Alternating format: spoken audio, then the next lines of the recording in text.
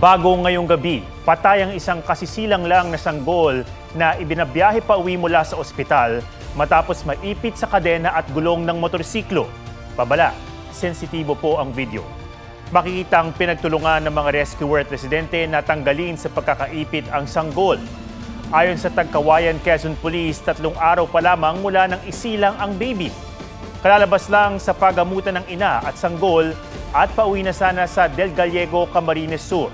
Pero habang nakaangka sa motorsiklo na minamaneho ng kanyang live-in partner, lumaylay ang kumot na nakabalot sa baby at sumabit sa kadena. Nahila ang buong kumot kasama ang sanggol at naipit siya. Doon huminto ang motorsiklo at nagpasaklolo ang mag-live-in partner. Nahirapang tanggalin ang sanggol sa pagkakaipit. Agad siyang dinala sa pagamutan pero dead on arrival na. Huwag magpahuli sa mga balitang dapat niyong malaman. Mag-subscribe na sa GMA Integrated News sa YouTube.